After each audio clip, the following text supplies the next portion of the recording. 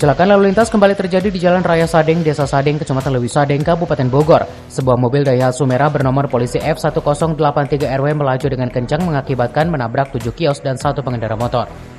Mulyadi, salah satu saksi, mengatakan kendaraan tersebut melaju dengan kencang dari arah Lewiliang menuju Cigudeg. Diduga supir pengendara tersebut mengantuk sehingga menabrak beberapa pedagang. Warga sekitar langsung membantu melarikan 5 orang korban yang dibawa ke RSUD Lewiliang. Jajaran anggota Polsek Lewiliang yang tiba di lokasi langsung menggelar olah TKP di Jalan Sadeng. Kejadian ini sekitar pukul 13.30 waktu Indonesia Barat dan sempat terjadi kemacetan di 2 arah. Mobil ini lurus dari sana menabrak beberapa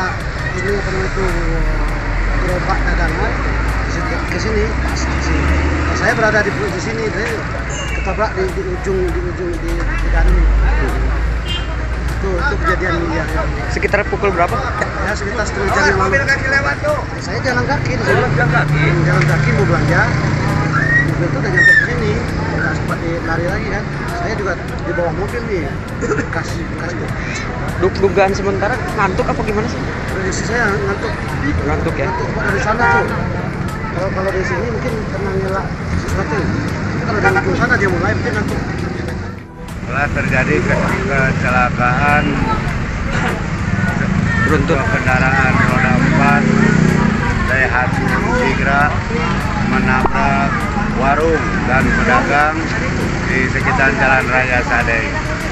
Penyebabnya supir ngantuk dari arah Lewiliang mengarah Cigudeg, diperkirakan kecepatan tinggi dalam kondisi mengantuk.